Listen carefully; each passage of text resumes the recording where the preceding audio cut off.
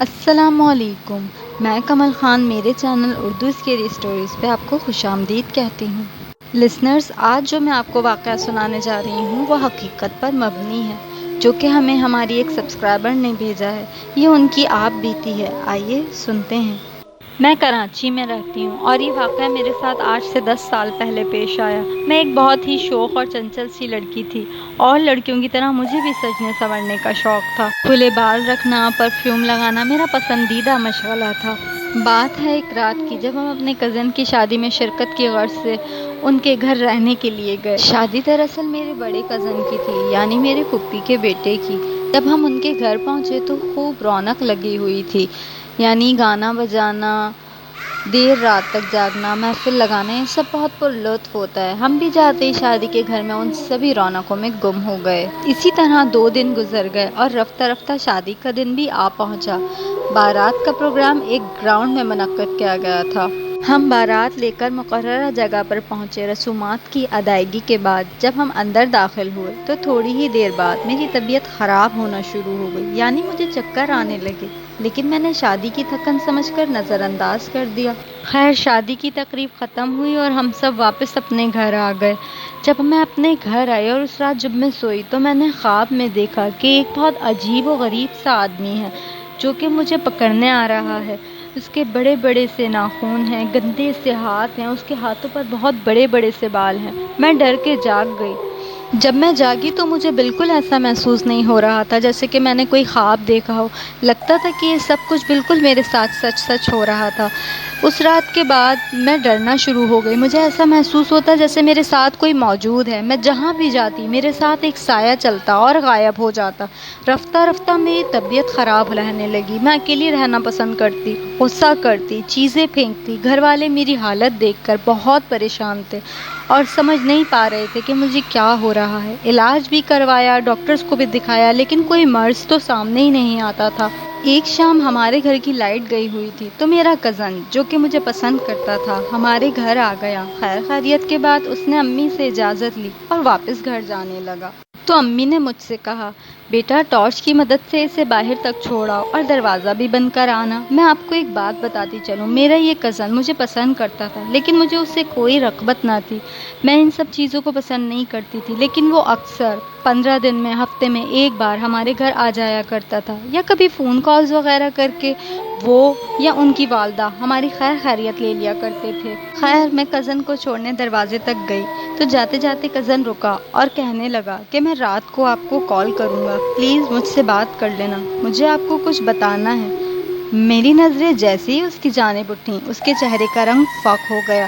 ابھی تک جو اتنے پیار سے بات کر رہا تھا گھبرایا ہوا نظر آیا اور کہنے لگا، دروازہ بند کر لینا، میں باہر جا رہا ہوں۔ میں نے بولا ٹھیک ہے، اور وہ تیزی کے ساتھ دروازے سے باہر نکل گیا۔ اس کے باہر جانے کے بعد میں اس کی کیفیت پر غور کرنے لگی۔ اس کی کیفیت مجھے دیکھ کے بالکل ایسی تھی جیسے اس نے کوئی بھوت دیکھ لیا ہو۔ وقت گزرا اور رات ہو گئی۔ رات کے تقریباً 2 بجے اس کی کال آئی۔ سلام دعا کے بعد وہ پھر سے کال پر عجیب سی باتیں کرنے لگا، جیسے چلو ایک کام کرتے ہیں، ہم کل بات کریں گے، تم سو جاؤ، آج بات کرنا مناسب نہیں ہے، میں تھک گیا ہوں، سوؤں گا۔ مجھے بہت عجیب لگا، تھک کے سوؤں گا، یہ ایسے کیوں بول رہا ہے، جبکہ اس نے تو خود مجھ سے بولا تھا کہ اس کو مجھ سے رات میں کچھ ضروری بات کرنی ہے۔ میں نے بھی بات مان کر کال بند کر دی۔ اگلے دن صبح جب اس کی کال آئی تو اس نے مجھے بہت ہی حیرت انگیز بات بتائی۔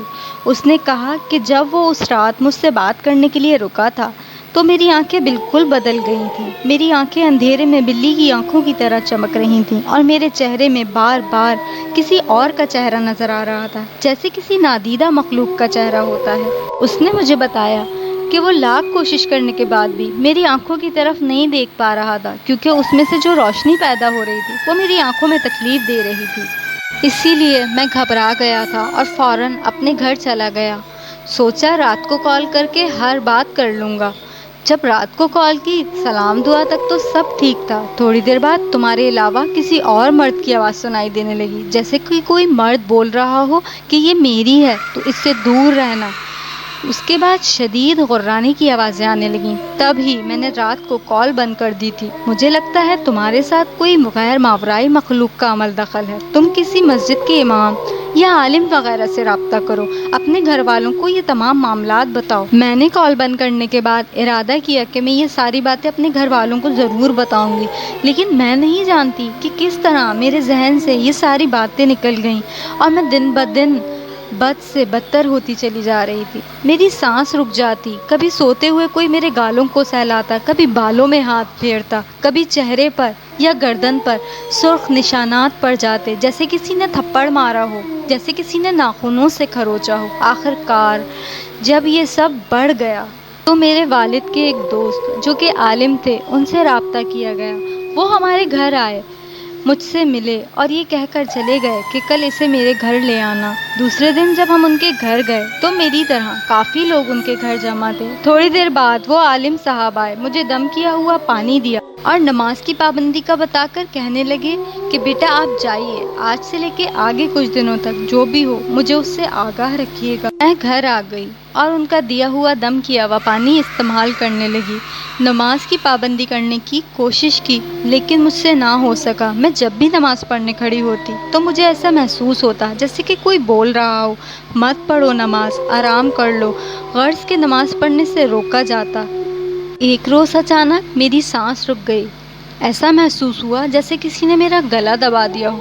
میرا دم گھٹنے لگا۔ میری والدہ نے جب میری یہ حالت دیکھی تو گھبرا کے ان عالم صاحب کو فون کر کے ساری بات سے آگاہ کر دی۔ فون بند کرنے کے 1 گھنٹے بعد وہ عالم صاحب ہمارے گھر آ گئے، مجھ پہ دم کیا اور مجھے صدقہ بتا کے بولے کہ اب تمہارے ساتھ جو بھی معاملہ ہو تم اس میں ہمت نہیں ہارنا، ڈٹ کے مقابلہ کرنا، ڈرنا نہیں، اور جو کچھ بھی ہو مجھے اس سے آگاہ کرتی رہنا۔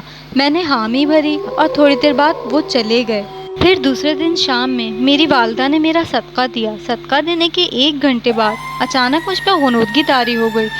عالم غنودگی میں نے دیکھا کہ ایک بہت ہی قد آور جن جس کے بڑے بڑے سینگ ہیں اور بہت موٹا ہے، بدصورت، خوفناک سا میرے سامنے کھڑا ہے۔ مجھ سے کہتا ہے کہ تو یہ سب کر کے خود کو اور مشکل میں ڈال رہی ہے۔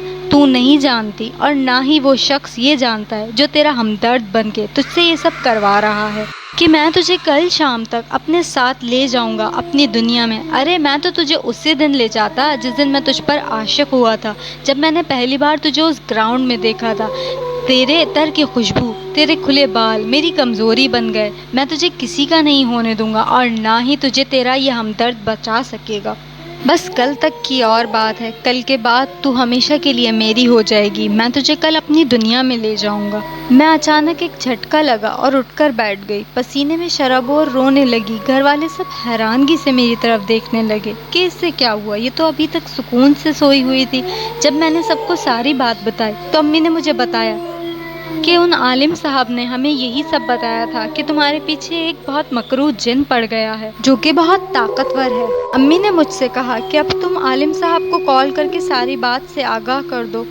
میں نے عالم صاحب کو کال کر کے انہیں ساری بات بتائی تو انہوں نے مجھ سے کہا تم ہمت نہیں ہارنا چاہے کچھ بھی ہو، اور نہ ہی ڈر کے اس کے ساتھ جانے کی حامی بھرنا۔